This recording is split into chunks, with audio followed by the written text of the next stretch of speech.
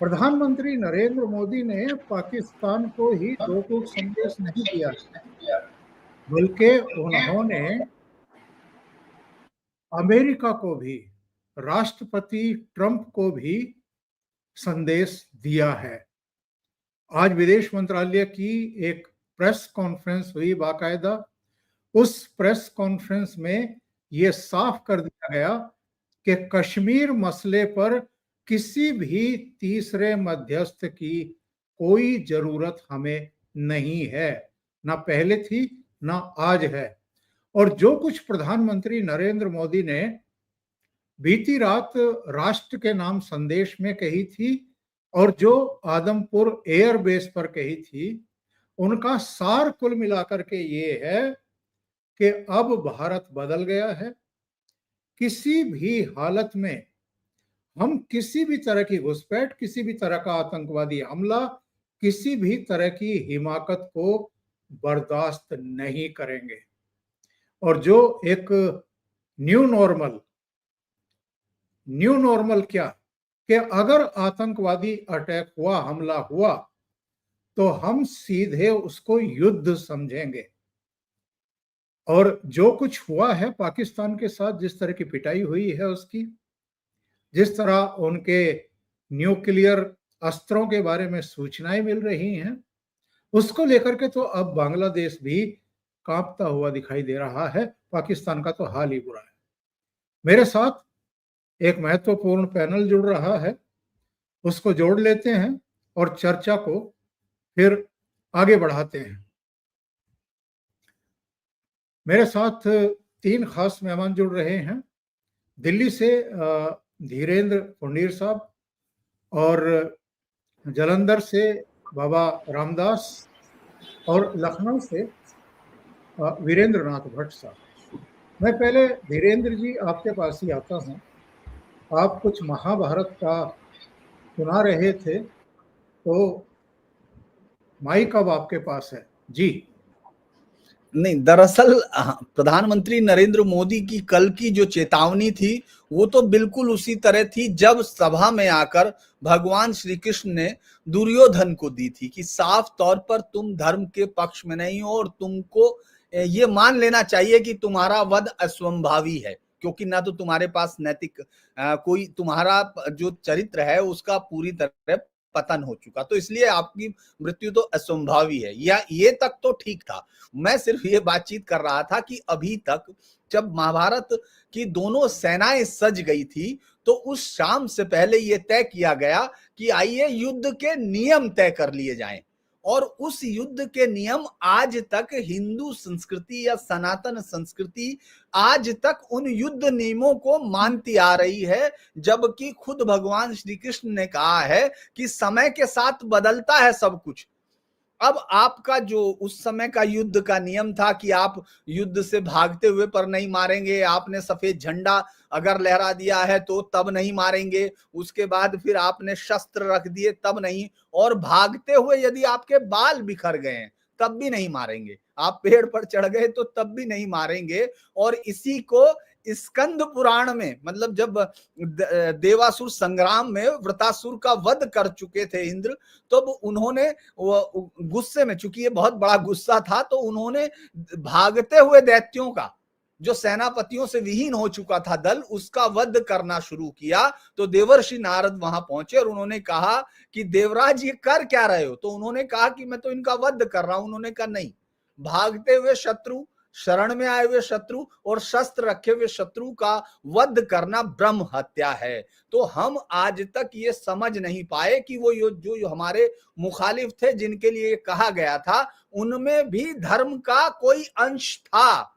लेकिन जिन शत्रुओं से अब हम लड़ रहे हैं, जिन आतंकवादियों से ये युद्ध है, जिन जिहादियों से ये युद्ध है, ये उस धर्म से मुक्त हैं। इनका धर्म से या मानवीयता से कोई रिश्ता नहीं है। वो जो है, अगर वृतासुर के पास अगर देवराज जाते थे, देवर्षि जाते थे, तो सम्मान होता था। आज तो वो गर्दन उड़ा रहे हैं धर्म पूछकर। आप अभी भी, मुझे प्रधानमंत्री मोदी के, मैं ये कह रहा हूं कि उन्होंने पिछले 2 दिन में एक सबसे बड़ा काम ये किया, वो अकेले जिन्होंने एक पूरे नैरेटिव को जो इंटरनेशनल मीडिया में क्रिएट हुआ पिछले 25 सालों से, जो पाकिस्तान ने एक खेती की थी जिस पर पैसा इन्वेस्ट किया था और उसका उसको फसल मिल रही थी, उसको काटने की कोशिश की। उस नैरेटिव को उन्होंने, हम लोग ये सोच रहे हैं कि बाद में काटा, मतलब अब ये चूंकि ये हम लोग मीमांसा कर रहे हैं उस चीजों की जो हो चुकी हैं। लेकिन प्रधानमंत्री मोदी आज आदमपुर जब वहां पहुंचे तो ये बताता था कि आपका झूठ हम इस तरह गिरा रहे हैं। लेकिन ये मैं फिर कह रहा हूं कि इनके साथ लड़ते वक्त आप धर्म का कोई भी अंग इस्तेमाल करने की जरूरत नहीं है। आपको दया नहीं कर सकते हैं, ये ही साफ तौर पर ये सबक है जो इतिहास हमको देता है। मुझे लगता है आज भी प्रधानमंत्री मोदी ने, ये अच्छी बात हो सकती है, ये उस आदमी के लिए अच्छी बात हो सकती है जो मानवता में यकीन करता है कि हमने सामने से मारा, हमने छिपके नहीं मारा। लेकिन ये बात आपको मानना पड़ेगा कि यही बात हमारे धर्म ग्रंथों में भी दोबारा साफ की गई है। मुझे लगता है बाबा हैं तो आज मुझे लगता है ज्यादा मैं कहूंगा धर्म के बारे में तो कहेंगे कि ये किस तरह की वो है। लेकिन मुझे लगता है प्रधानमंत्री मोदी का भाषण पिछले 2 दिन में पाकिस्तान के उस झूठ को काटता हुआ दिख रहा है, और सीधे तौर पर जिस तरह एमईए ने बोला है, ये उस अमेरिका के प्रचार को भी खत्म कर रहा है। और ये एक बड़ी बात है क्योंकि उस प्रचार के चलते बहुत सारे लोग, यहां तक कि उनकी सफ में खड़े हुए लोग भी उसमें भ्रमित हुए थे। तो ये क्लैरिटी रखनी पड़ेगी कि हमने जीत हासिल की है, 4 दिन में की है, उनको बहुत बड़ा सबक सिखाया है। और अगर हमने उनको माफ किया है तो उनके सफेद झंडे की वजह से माफ किया है, उनके घुटनों में गिर जाने के बाद, गुहार लगाने के बाद माफ किया है। हमने किसी दबाव या किसी डर से माफ नहीं किया है। जी। आगे बढ़ने से पहले मैं एक निवेदन कर दूं, जब प्रोग्राम खत्म करते हैं तो कई बार हम भूल जाते हैं। धीरेन्द्र पुंडीर ऑफिशियल चैनल को आप लोग सपोर्ट भी करें और उसको सब्सक्राइब भी करें। और साथ में बाबा रामदास का एक दूसरा चैनल है जो मजबूरी में उनको अब प्रमोट करना पड़ रहा है, स्लो जिंदगी, तो उसको भी आप सब्सक्राइब करें, क्योंकि इनका जो मेन चैनल है उस पर कई तरह की स्ट्राइक वगैरह जो है उसका खतरा है। कुछ लोग पीछे पड़ जाते हैं राष्ट्रवादियों के, और वही हुआ है उनके साथ भी। अब मैं चलता हूँ सीधे अब मैं भी वीरेंद्र अपना चैनल अपना बना ही लूं मैं भी अब। वीरेंद्र नाथ भट्ट के पास चलता हूँ, जो इस समय बहुत इनके बयानों की, इनकी चर्चाओं की, इनकी डिस्कशंस की न केवल कमेंट बॉक्स में बल्कि निजी तौर पर मेरे पास फोन आते हैं, उनकी सराहना हो रही है। और मैं तो कहूंगा भट्ट साहब चैनल बनाइए, देर मत करिए, राष्ट्रवादी आपका इंतजार कर रहे हैं। मैं सबसे पहले आपकी प्रतिक्रिया जानना चाहूंगा। ये हम बार बार ये महसूस क्यों करते हैं कि पाकिस्तान अमेरिका का लाडला बेटा अभी भी बना हुआ है, जबकि वो चीन की गोद में खेलता हुआ दिखाई दे रहा है कई सालों से? इसके 3 कारण हैं। ये पिछले आजादी के बाद जो हम लोगों को जो ये जो अफीम की घुट्टी पिलाई गई है, ईश्वर अल्लाह तेरे नाम, और हिंदू मुस्लिम भाई भाई, और ये गंगो जमन तहजीब, और मंदिर के आगे जो है एक मुसलमान फूलों की माला बेच रहा है, वहां बैठ के वो गाय का मांस खा रहा है, ये भी एकता है। तो हमारा जो अपना स्वयं बोध है, जो हमारा शत्रु बोध है, जो हमारा इतिहास बोध है, वो शून्य है। इसके कारण हम ये तय ही नहीं कर पाते कि किस विषय पर हमारी प्रतिक्रिया क्या होनी चाहिए। हम ये तय नहीं कर पाते कि हमें रिएक्ट करना चाहिए या हमको रेस्पॉन्ड करना चाहिए। नरेंद्र मोदी सरकार ने लगातार ये 11 साल में दिखाया है कि वो सरकार कभी रिएक्ट नहीं करती, वो रेस्पॉन्ड करती है। जो पहलगाम की घटना हुई, 22 अप्रैल को घटना हुई, प्राइम मिनिस्टर 23 तारीख को आ गए। 24 तारीख को उन्होंने साफ साफ कहा कि हम आइडेंटिफाई करेंगे, ट्रैक करेंगे, पनिश करेंगे धरती के अंतिम कोने तक और मट्टी में मिला देंगे। 24 तारीख के बाद प्राइम मिनिस्टर ने पूरे 13 दिन का समय लिया और 7 मई 6-7 मई की रात को स्ट्राइक किया गया। तो ये होता है तरीका है रिस्पॉन्ड करने का। और एक बात हम लोगों को ये समझ लेनी चाहिए कि पूरा पश्चिम यूरोप और पूरा अमेरिका जो मुख्य जो 3 एजेंसी हैं इंटरनेशनल, वो तय करती है दुनिया किस खबर में क्या क्या मिलेगा। पहली एपी, दूसरी एएफपी, तीसरी राइटर, ये 3 न्यूज एजेंसी हैं। और चौथा चैनलों में नंबर 1 पे बीबीसी, नंबर 2 पे अमेरिका का CNN, नंबर 3 पे फ्रांस का फ्रांस 24, नंबर 4 पे जर्मनी का डाइशे वेले DW, इसका रेडियो भी है और इसकी हिंदी वेबसाइट भी है और अंग्रेजी में न्यूज चैनल भी है। और एक सबसे जहरीला है अल जजीरा। लेकिन इन सारे जो मैंने आपको 7 नाम बताए, 8 नाम बताए, इनमें एक बात कॉमन है कि ये सारे के सारे लेफ्टिस्ट हैं, कम्युनिस्ट हैं, और इनका जो सबसे लाडला बच्चा है वो है जिहादी इस्लाम। पूरे दुनिया में जो आपको लेफ्ट और इस्लाम का अगर कहीं पे सबसे शानदार अगर गठबंधन देखना हो तो आप देखिए इनमें। और 2 नाम रह गए, एक तो न्यूयॉर्क टाइम्स अखबार अमेरिका का, और दूसरा वॉशिंगटन पोस्ट, और एक और भी है तीसरा वॉल स्ट्रीट जर्नल, और एक गार्जियन भी है, गार्जियन भी है, गार्जियन इंग्लैंड का, गार्जियन ब्रिटेन का है, टेलीग्राफ भी ब्रिटेन का है, इंडिपेंडेंट भी ब्रिटेन का है, फाइनेंशियल टाइम्स भी ब्रिटेन का है। तो ये सारे लोग दुनिया में तय करते हैं किस नेता को बनाना है, किस नेता को उठाना है, ये इनकी ताकत है। और ये सारे के सारे जो है, और ये दुनिया में किसी भी देश को आगे बढ़ते हुए नहीं देख सकते। ये सारे के सारे जो है मोदी के भारत के दुश्मन हैं। नरेंद्र मोदी जो है इतना एग्रेसिव अपने राष्ट्रीय हित को असर्ट क्यों करते हैं, राष्ट्र हित के बारे में बोलते कैसे हैं, इसको लेके वो बहुत नाराज रहते हैं। ब्रिटेन गवर्नमेंट जो है आज पिछले 8 साल हो गए हैं कह रही है कि हमसे फ्री ट्रेड एग्रीमेंट करो। आज 3 साल पूरे हो गए हैं, भारत सरकार उनको घिस रही है कि भैया हम तुम्हारी शर्तों पे नहीं करेंगे, जो हमारे हित हैं उस पे हम करेंगे। एग्रीमेंट वो मोटी सहमति बन गई है, लेकिन अभी भी उसको 6 महीने लगेंगे। तो हमें ये समझना चाहिए कि आज जो पूरे दुनिया में कवरेज हो रहा है मैं फेसबुक पे, ट्विटर पे देख रहा हूँ कि पाकिस्तान के कुछ जो चंद पढ़े लिखे लोग जो अंग्रेजी पढ़ लिख लेते हैं, वो केवल ये बता रहे हैं कि जरा वेस्टर्न मीडिया में देखो पाकिस्तान ने पीट दिया इंडिया को, जरा CNN देखो, जरा BBC देखो, जरा अल जजीरा को देखो, वहां क्या चल रहा है, वहां वही चलेगा। वो हमारे शत्रु हैं। यदि हमारा शत्रु, और मैं सबसे ये निवेदन कर रहा हूँ हाथ जोड़ करके, अपने शत्रु बोध को विकसित कीजिए, अपने दिमाग में फोल्डर खोलिए। ये जितना ब्रिटेन का, फ्रांस का, जर्मनी का, अल जजीरा और अमेरिका के जितने अखबार हैं, और AP, AFP, राइटर, जो 3 न्यूज एजेंसी हैं, CNN और BBC, ये आपके घनघोर शत्रु हैं। ये आपको फूटी आंख देखना नहीं चाहते।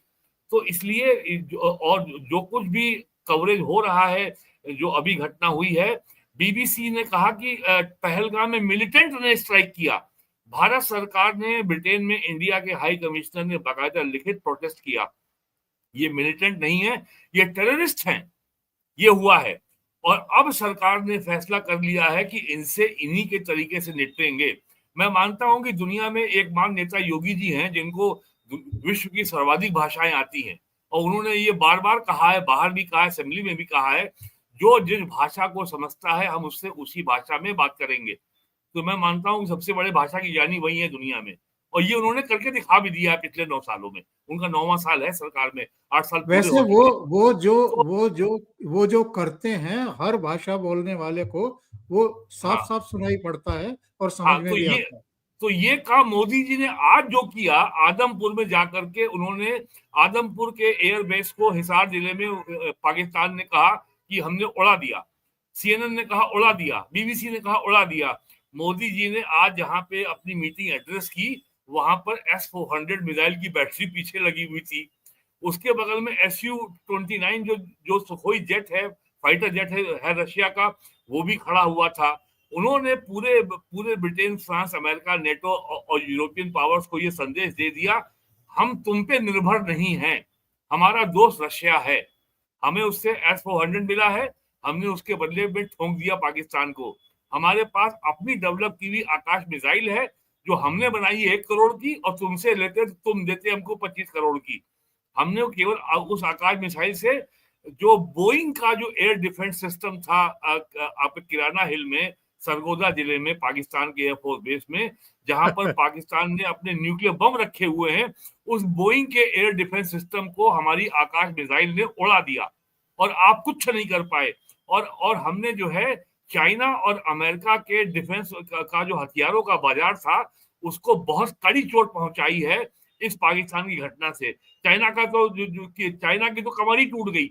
अब कोई दुनिया में उसके फाइटर जेट को नहीं पूछेगा। और आज भारत के पास, डीआरडीओ के पास और मिनिस्ट्री ऑफ डिफेंस के पास लाइन लगी हुई है आकाश मिसाइल खरीदने वालों की और ब्रह्मोस खरीदने वालों की। ये भी हमने खुद डेवलप की है और जिस कॉस्ट पे हम दे सकते हैं उसकी 10 गुने पर भी अमेरिका किसी को नहीं देगा। और अगर देगा तो 50 किस्म की अपनी पॉलिटिकल शर्तें लगाएगा कि हमारा पैंट भी खरीदो, हमारा जूता भी खरीदो और रुमाल भी हमसे खरीदो, हमारी कंपनी तुम्हारे यहाँ साइकिल का पंचर भी बनाएगी, हमारी कंपनी तुम्हारे यहाँ साइकिल की जो है वॉलवाडी भी बनाएगी, टूथब्रश भी हम बनाएंगे।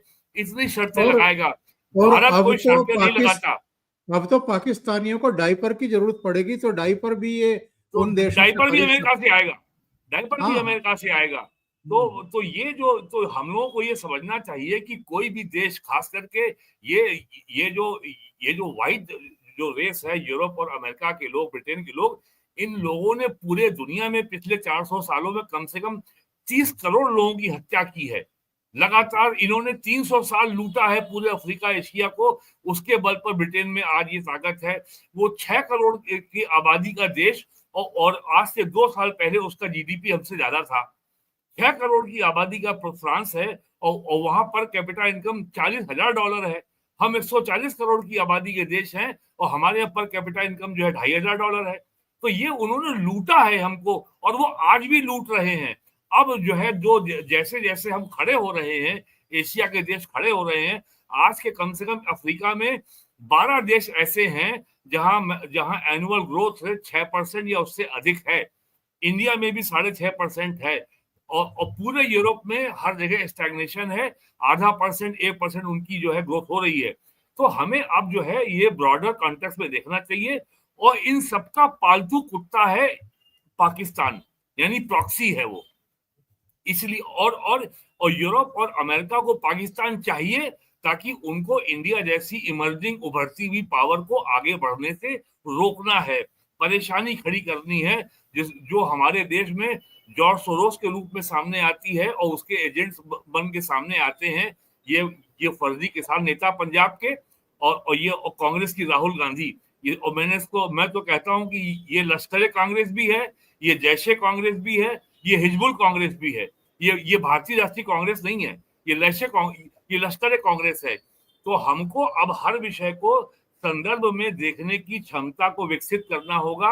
अगर 7 मई को, सैटरडे को, अगर ये खबर आई, 9 मई को, कि अमेरिका के प्रेसिडेंट ने ट्वीट कर दिया, आज उसको क्या करारा जूता मारा है रणधीर जायसवाल ने, ट्रंप को, फॉरेन मिनिस्ट्री के स्पोक्समैन ने, कि हमें संदर्भ में देखना चाहिए। पूरे देश में लोगों ने गाली बकना शुरू कर दिया प्राइम मिनिस्टर को, विदेश सचिव को गाली बकने लगे, विदेश सचिव की बेटी को गाली बकने लगे, उनको अरे साहब, हम लोगों को गाली बकना शुरू कर दिया था, हम तो लोगों हमें को थोड़ा सा, तो था। भैया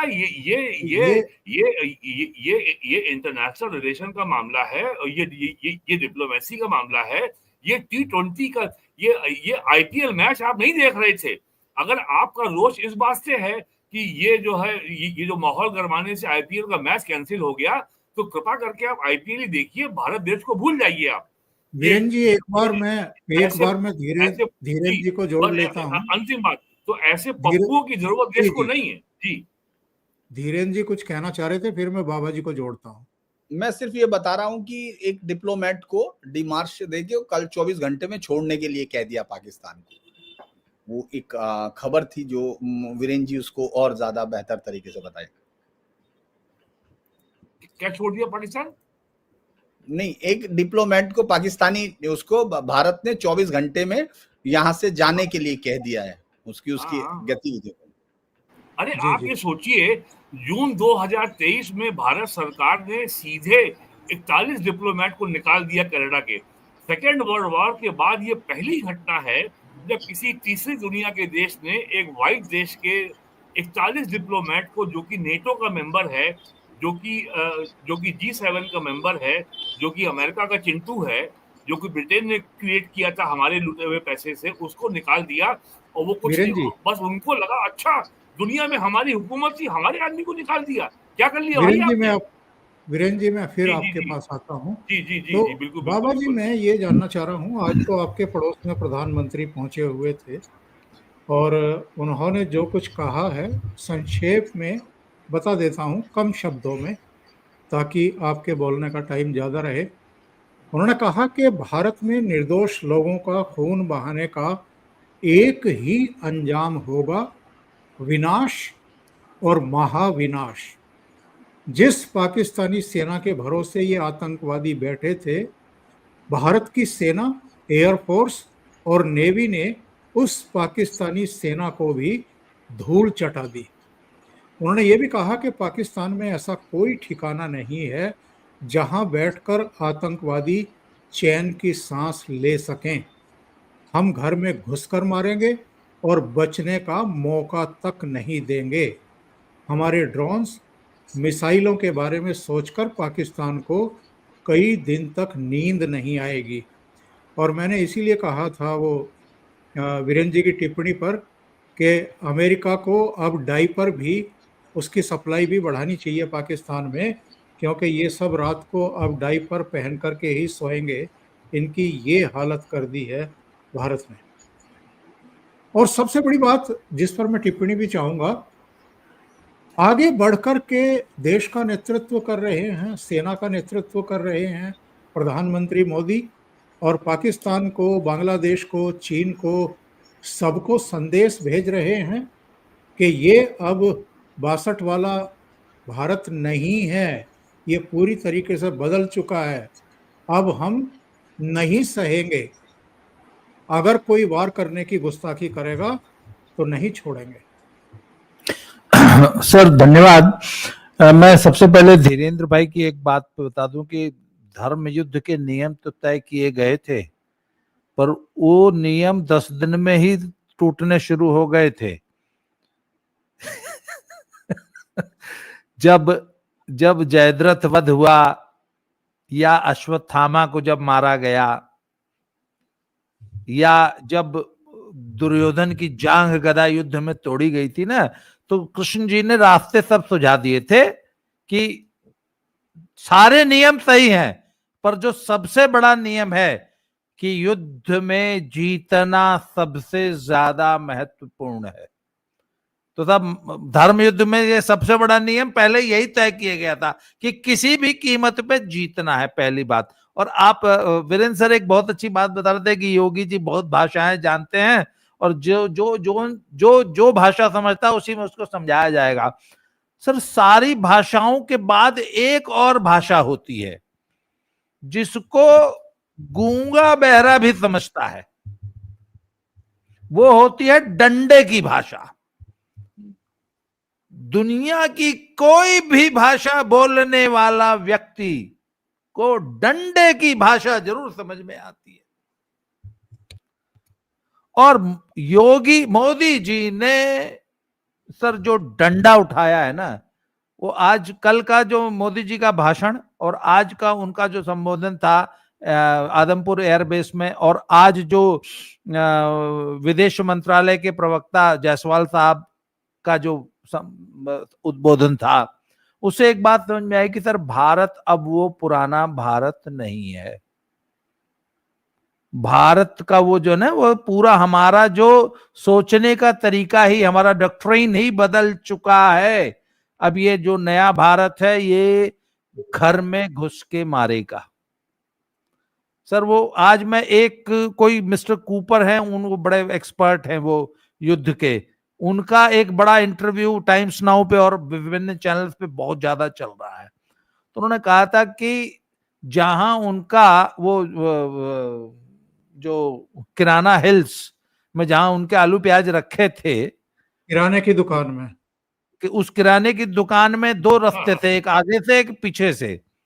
वहां गैस सिलेंडर हो गया, गैस सिलेंडर वहां गैस, सर, कुछ वहां पे लीकेज हुआ। मारने से पहले जितने एयर बेसेस थे और सारी फैसिलिटीज इंक्लूडिंग सारे रडार्स ध्वस्त करने के बाद वहां मारा है हाँ, कि वो तो कोई वहां बचा। देर लास्ट में वहां इसीलिए पहुंचे ताकि हाँ, कहीं कोई रडार जो है वो इंटरसेप्ट ना कर पाए कि भाई अब हाँ, किस दिशा में जा रहे हैं। हाँ। और सिर्फ 2 ही मारी है ब्रह्मोस, एक में 4 रिक्टर स्केल, एक में 5.5 से ऊपर। और कल में विजय सरदाना जी का एक बड़ा अच्छा उन्होंने एक हिसाब निकाला है कि पाकिस्तान को पूरी तरह बर्बाद नेस्तो नाबूद करने के लिए मात्र 2 लाख करोड़ रुपया चाहिए। तो मैंने कहा यार इतना तो हमारे यहाँ के लोग शादी ब्याह में एक सीजन में उड़ा देते हैं। नहीं, हमारे यहाँ हिंदुस्तान जो है, हमारे यहाँ जीएसटी का कलेक्शन ही अब 3 लाख करोड़ से ऊपर का आ रहा है हर महीने। हमारा डिफेंस का बजट 6.5 लाख करोड़ साल का है सर। हाँ हाँ, डिफेंस का तो कोई बजट दिक्कत ही 6.5 नहीं। लाख करोड़ साल का है। 2 लाख करोड़ तो हम सर, ऐसे ही खर्च कर देते हैं। तो सर मोदी जी ने सिर्फ पाकिस्तान को नहीं, सर हमारे यहाँ पूर्वांचल में किसी गुंडे बदमाश को जब मैसेज देना होता है ना, तो उसके कुत्ते को मारा जाता है, उसके कारिंदों को मारा जाता है, उसके जो गनमैन होते हैं ना उनको 4 थप्पड़ पब्लिक। जब ये अरुण कुमार झा जी ने कल्याण सिंह जी के जमाने में इन माफियाओं का मान मर्दन जब किया था ना, तो इन माफिया तो भाग गए थे, तो पब्लिक में इनके कारिंदों को पिटवाती थी पुलिस। मुझे याद है गाजीपुर के एसपी साहब होते थे अरुण कुमार झा जी, बहुत ही यशस्वी पुलिस अधिकारी हुए फिर वो भारत के। उन्होंने गाजीपुर जिले में सैदपुर उड़ियार में जो कारिंदे थे ना उनको गधे पे बैठा के घुमाया था और संदेश दिया था लोगों को कि ये जो तुम्हारा माफिया है ना इसका ये हाल करूंगा मैं। तो सर पाकिस्तान को पीट के मोदी ने चाइना और अमेरिका और सभी नाटो देशों को ये मैसेज दे दिया है कि तुम्हारा भी यही हाल करूंगा। सर एक बात है, 2 दिन के अंदर मोदी ने पूरे देश की इमेज पूरी दुनिया में कहां से कहां पहुंचा दी।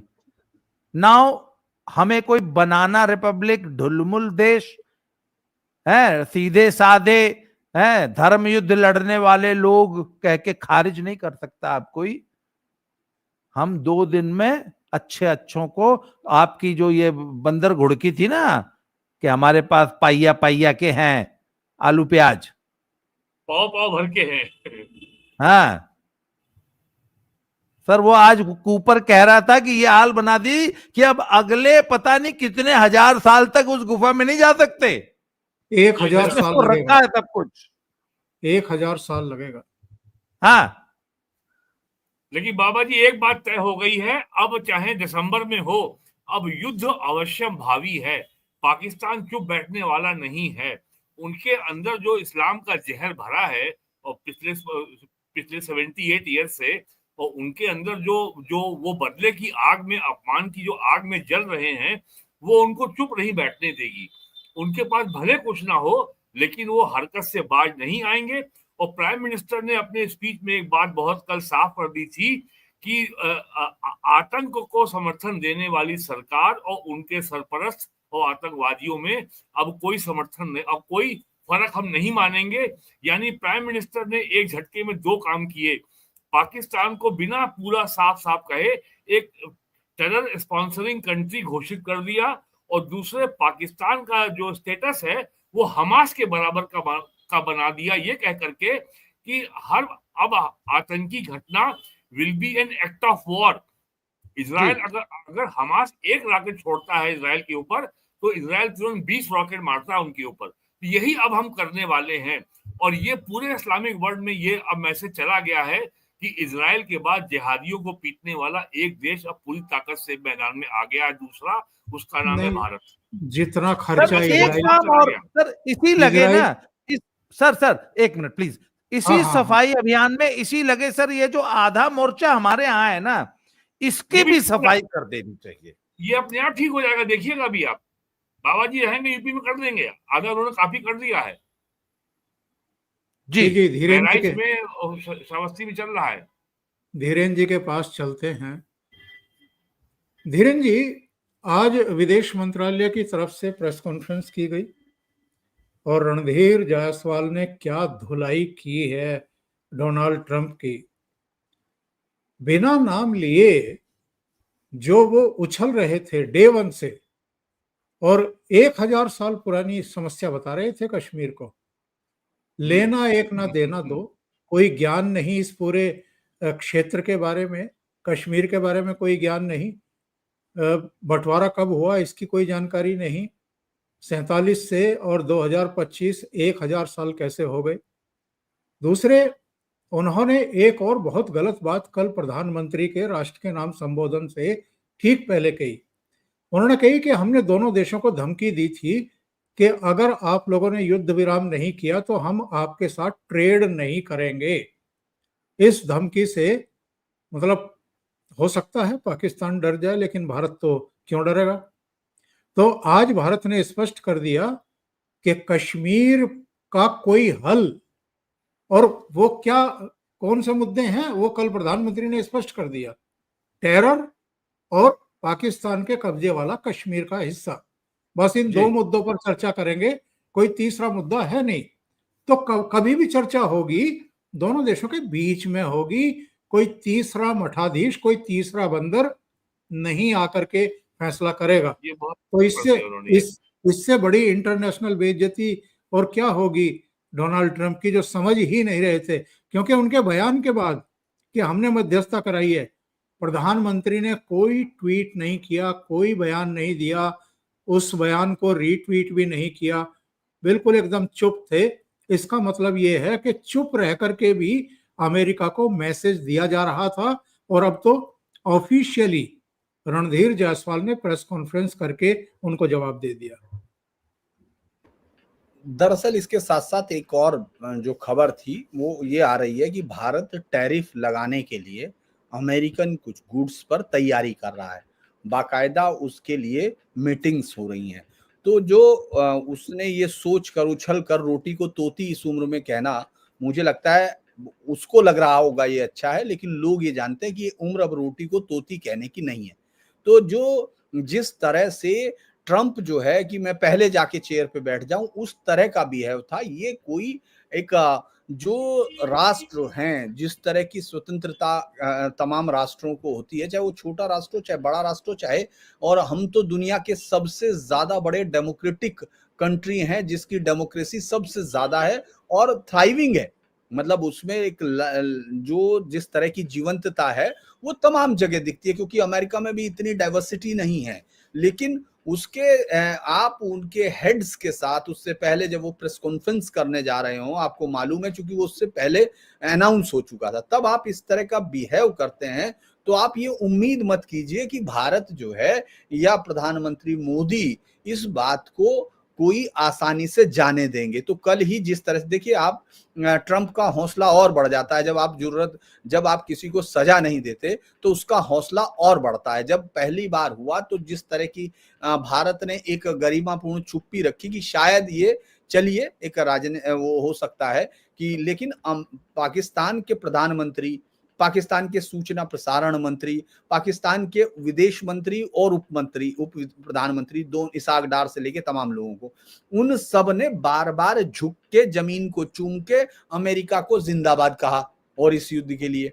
लेकिन भारत की तरफ से आपने देखा होगा विदेश सचिव मिस्री जब आए थे तो उन्होंने कोई वर्ड इस्तेमाल नहीं किया। उन्होंने कहा कि ये पाया गया है, ये बात हुई है, ठीक है। उसके बाद देश के प्रधानमंत्री जब सामने आए तो उन्होंने इसके बावजूद भी इतना संयम बरता कि उन्होंने सार्वजनिक तौर पर नहीं कहा, लेकिन उन्होंने कहा कि डीजीएमओ पाकिस्तान के गिड़गिड़ाए, उन्होंने गुहार लगाई। तो उन्होंने उस चीज को क्लियर किया कि आपका कोई रोल नहीं है, हो सकता है कंसल्टिव बात हुई हो, लेकिन उस बात का अर्थ ये नहीं है कि आप ये कहने लगे कि हमने आपकी वजह से किया। क्योंकि देखो, एक तो ये तय है कि जो हम लोगों ने तय किए होंगे, मुझे ये लगता है जो हमने सामरिक लक्ष्य तय किए थे वो पा लिए थे, उसमें कोई शक नहीं है, कोई वो इफ बट नहीं है।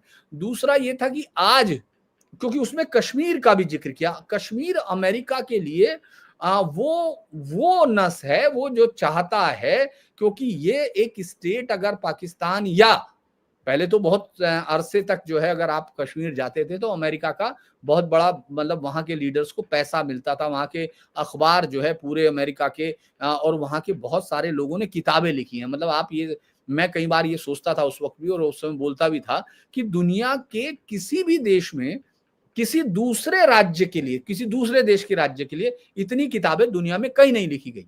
दुनिया में इतने डिस्प्यूटेड कन्फ्लिक्टेड जोन हैं, लेकिन आप अमेरिका के राइटर्स को देखिए जो यहां आते हैं और इस पर किताबें लिखते हैं, और वो उनमें सबसे ज्यादा वहां कश्मीरी जो अलगाववादी सेपरेटिस्ट और टेररिस्ट हैं उनके लिए महिमा मंडन करने के साथ उनको बहुत दया भाव से जो संकट में है उस तरह की स्थिति दिखाते हैं।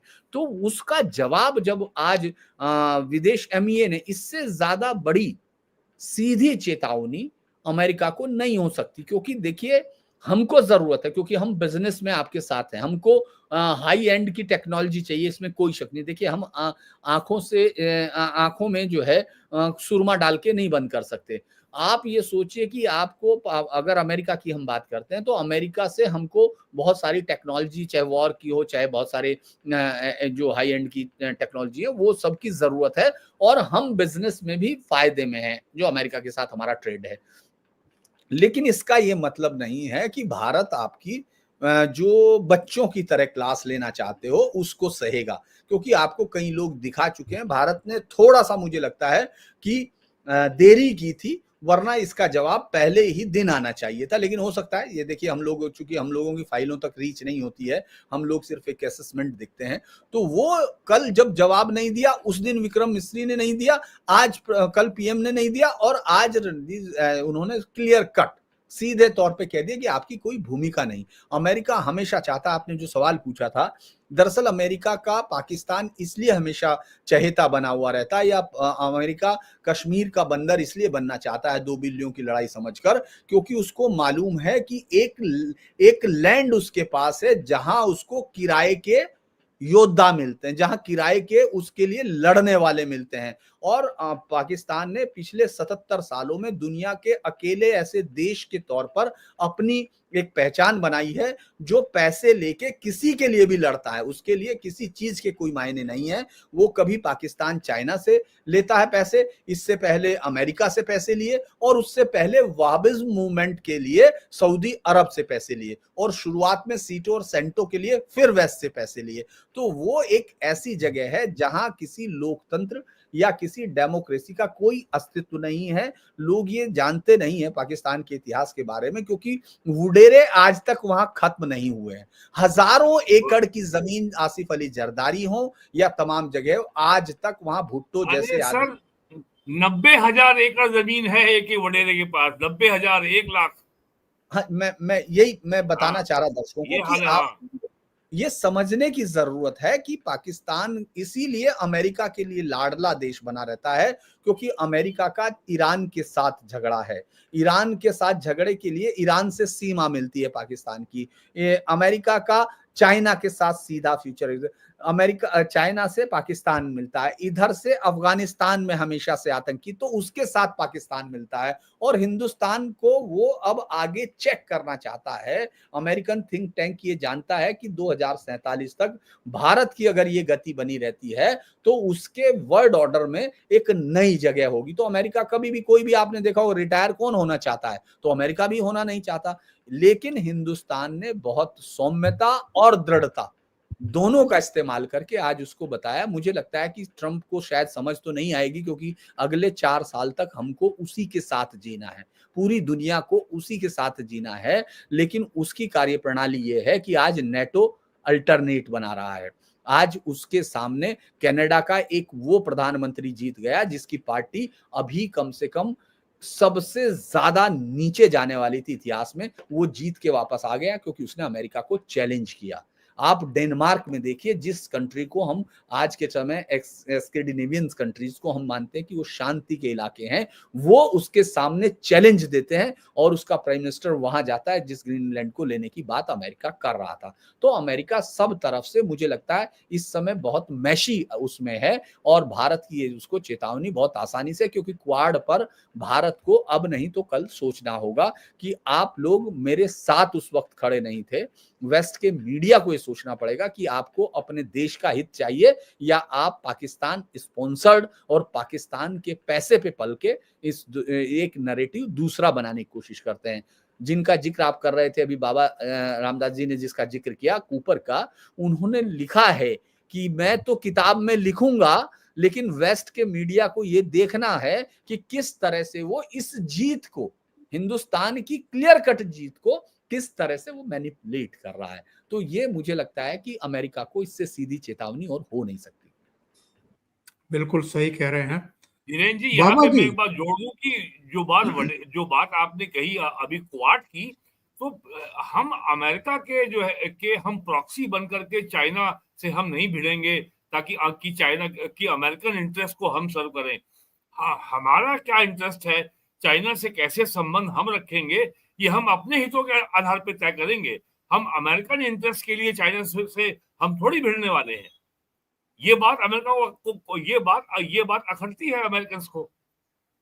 जी जी बाबा जी, हम देखते हैं कि हर दिवाली प्रधानमंत्री नरेंद्र मोदी देश के किसी ना किसी मोर्चे पर जाकर के फोर्स के साथ बिताते हैं। हर दिवाली कभी सेना, कभी बीएसएफ, कभी दूसरे जितने भी हमारे देश की सरहदों की रक्षा कर रहे हैं, उन्हीं के साथ दिवाली मनाते हैं। 2014 से लेकर के 2025 के बीच में जो हालत 2014 से पहले भारतीय सेना की कर दी गई थी, उपकरणों के मामले में, इंफ्रास्ट्रक्चर, चाहे चाइना बॉर्डर पर हो या दूसरे बॉर्डर्स पर हो, एक तरीके से अपंग करके छोड़ा हुआ था। हमारे स्क्वाड्रन जो 42 से 45 होने चाहिए, वो 30 से भी नीचे आने की आशंका पैदा हो गई थी विमानों के।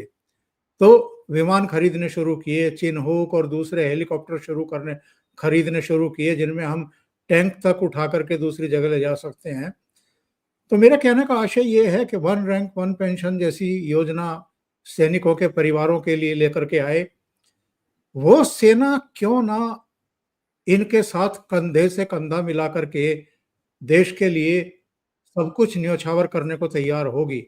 वैसे तो प्रधानमंत्री इनके बनने से पहले भी हमारी सेना का जज्बा यही था, और उससे पहले भी कई युद्ध हम जीत चुके थे, 62 को अगर छोड़ दें तो।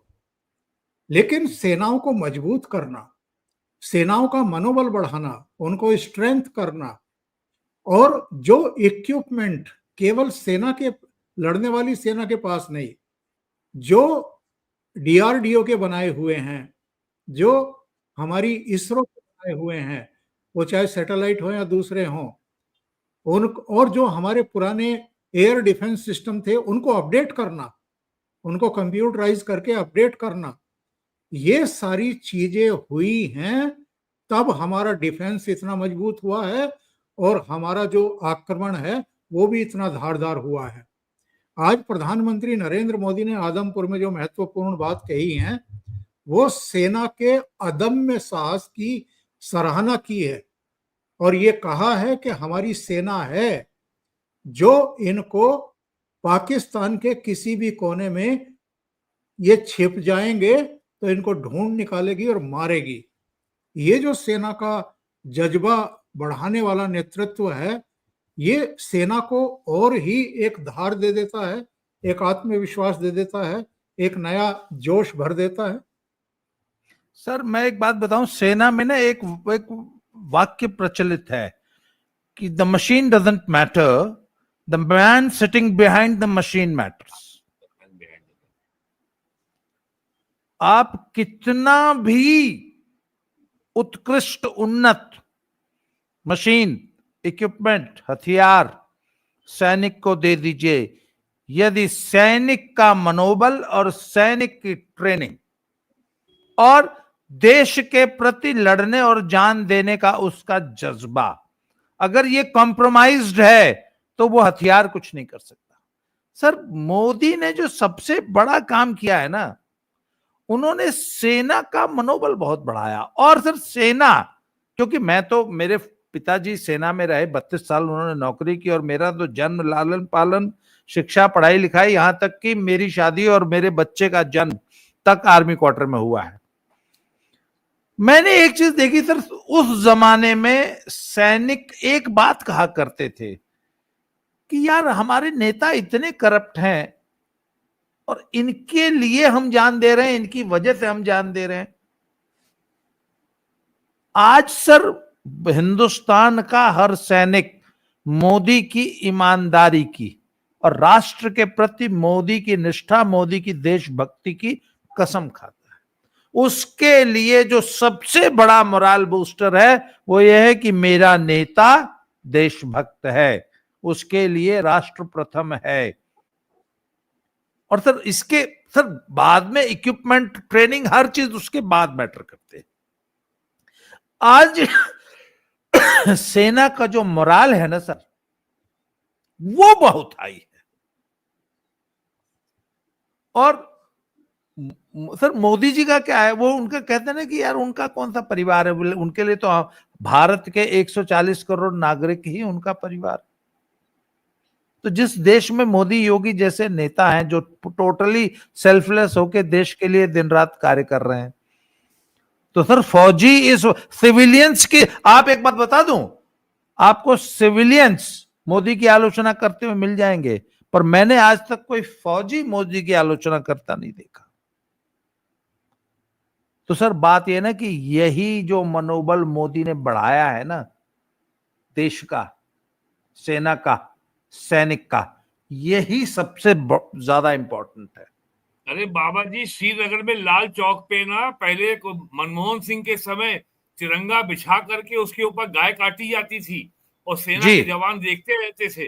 ये हाल था सेकुलरिज्म का कांग्रेस की सरकार के जमाने में।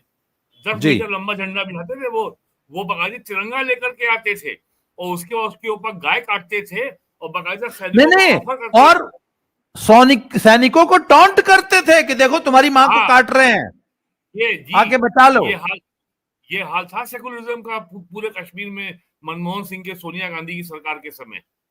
अब मैं एक एक टिप्पणी आप सबकी मैं इस पर चाहूंगा। जी। ये जो पाकिस्तान की पिटाई हुई है और जो उसका आगे कार पिछवाड़ा लाल हुआ पड़ा है, इसके बाद हम तो कपकपी जो पूर्वी पाकिस्तान था 1971 तक, वहां भी देख रहे हैं। उसको भी समझ में आ रहा है कि भारत कितना शक्तिशाली है। हालांकि जितना उद्दंड, जितना कुटिल पाकिस्तान है, उससे कम बांग्लादेशी भी नहीं है। वहां भी कट्टरपंथियों की कोई कमी नहीं है और भारत के खिलाफ तो ये जो बांग्लादेश ने कुछ सीखा है क्या, जो कुटाई पिटाई पाकिस्तान की अभी हाल में हुई है इससे? उसने बैन किया है आवामी लीग को, यही सीखा उसने।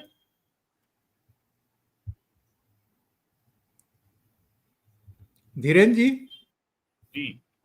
देखिए, मुझे लगता है कि बांग्लादेश का जो डिसीजन है, जो भी है, वो इस तरफ इशारा करता है कि वहां शायद ज्यादा बड़ी तंजीमें इकट्ठा हैं। वो अवामी लीग या एक पूरा जो बांग्ला भाषा को लेकर जो आंदोलन था, उसका मोह बहुत जल्दी खत्म हुआ। लेकिन ये जरूर है कि ये उनको अच्छे से मालूम है कि उनके लिए भारत को सेना इस्तेमाल करने की जरूरत नहीं पड़ेगी। वो पैरामिलिट्री फोर्सेस ही अगर उनको छूट देंगे तो वही उनके लिए बहुत होगा।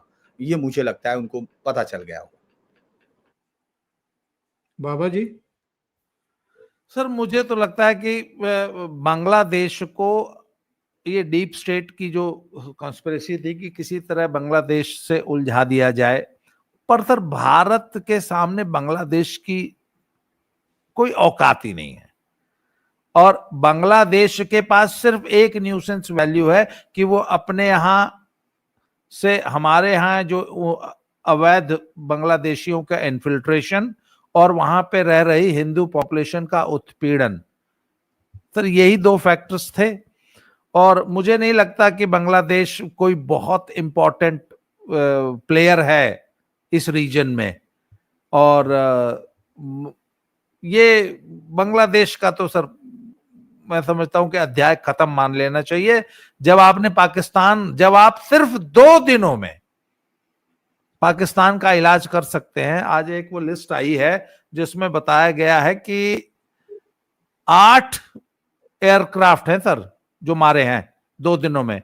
3 JF-17, 2 F-16, 1 अवॉक्स, 1 C-130, 1 मिराज, 8 कुल fighter planes, 11 air bases, 3 radar systems, 2 HQ-16 surface to air missile system, 1 HQ-9 surface to air missile system और 1 बायरेक्टर का जो कमांड सेंटर था।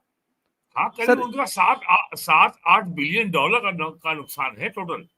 नहीं सर, उनका खाली 1-2 दिनों में, उसके बाद जो न्यूक्लियर फैसिलिटी उसको भारत क्लेम नहीं कर रहा कि हमने वहां पे कुछ किया है सर। जो नहीं, 2 दिनों केवल इसलिए नहीं बताए कि भाई हाँ। चाइना का भी क्यों मार्केट खराब करें और अमेरिका को भी क्यों शर्मिंदा किया जाए, वरना तो F-16 का नाम लेंगे तो अमेरिका शर्मिंदा होगा और चीन का JF-17 का नाम लेंगे तो चीन के भी मार्केट खराब होगी। तो मेरा सिर्फ इतना कहना है कि भारत का ये बड़प्पन है, ये मैच्योरिटी है कि हम इन दोनों देशों में उत्पादित विमानों के नाम नहीं ले रहे हैं जी।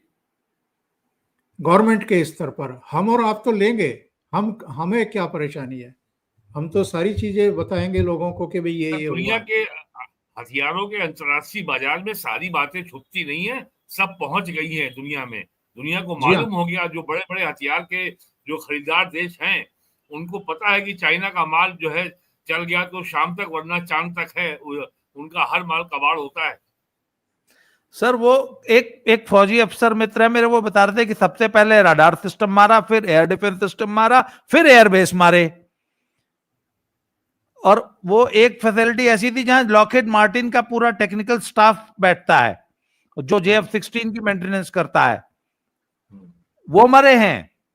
F-16 वाला जहां हैंगर था वो मरा है। एक बहुत बड़ी फैसिलिटी थी जहां पे वो 52-55 एयर मैन मरे हैं, वहां पे पूरे हवाई जहाजों की मेंटेनेंस हो रही थी। कहते वो हिसाब तो अभी आया ही नहीं कि उस रेड में कुल कितने हवाई जहाज नष्ट हुए हैं। वो कहते हैं सर पूरी की पूरी पाकिस्तान एयरफोर्स, पूरा रडार सिस्टम और पूरा डिफेंस सिस्टम ही तबाह कर दिया मात्र 2 दिनों में। तो सर बांग्लादेश की बेचारे के पास औकात क्या है सर? बांग्लादेश के लिए तो हमारे होमगार्ड काफी है, मैं आपको बता रहा हूं। नहीं बाबा जी, ऐसा नहीं है। बांग्लादेश में अब जो है आपके यूनुस को 10 महीने हो रहे हैं और उन्होंने जो है अवामी लीग को बैन करके वहां के पॉलिटिकल टेंशन को बढ़ाया है। और बांग्लादेश में और वहां का जो chief of the army staff है उसको 11 मई को रशिया जाना था, उसको जाने से रोक दिया गया है। तो वहां पे आर्मी के अंदर तख्ता पलट हो सकता है या आर्मी यूनुस का तख्ता पलट कर सकती है। तो जैसे ड्रामेटिक तरीके से यूनुस सत्ता में आया था भयंकर हिंसा और अस्थिरता के बाद, वैसा ही माहौल बांग्लादेश में कभी भी बन सकता है। ये चिंता की बात हमारे लिए है। बांग्लादेश हमारे लिए कोई खतरा या हमारे लिए चुनौती नहीं है, लेकिन हमारे पड़ोस में अगर जबरदस्त इनस्टेबिलिटी और अगर अराजकता की स्थिति पैदा होती है तो that's a matter of concern for us, क्योंकि बंगाल में भी बहुत बड़ी, पश्चिम बंगाल में बहुत बड़ी मुस्लिम आबादी है और अभी भी एक बहुत बड़ा एरिया 250 किलोमीटर का ऐसा है जहां फेंसिंग नहीं हो पाई है और ममता बनर्जी अपने मुस्लिम वोट बैंक के चक्कर में वहां पे लैंड एक्वायर नहीं होने दे रही है। ये बस, बाकी और कोई चिंता बांग्लादेश से नहीं है। सर मुझे लगता है कि अब पाकिस्तान से निपटने के बाद बांग्लादेश में सबसे पहले अपने पसंद की सरकार एक एस्टैब्लिश करनी चाहिए मोदी जी को, और वापस शेख हसीना को ले जाके वहां पे वापस उनको गद्दी पे बिठा के, और उसके बाद बांग्लादेश का इलाज होगा, मेरा ऐसा मानना है। बहुत बहुत धन्यवाद आप तीनों का, जुड़े आप और ओशियन नेटवर्क के लिए इतना समय निकाला और बहुत महत्वपूर्ण मुद्दों पर चर्चा की। Thank you so much. नमस्कार। धन्यवाद। जय श्री राम। जय श्री राम।